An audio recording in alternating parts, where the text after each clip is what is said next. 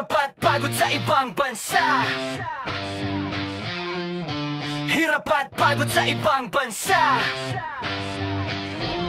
Dugo at pawis ang puhunan pag nasa ibang bansa. Di ko na namamalayan ng takbo ng panaho. Ako pala ay tumatanda na pagtitiis at sakripisyo ang kailangan gawin upang kumita ng parang pangpadala sa pamilya.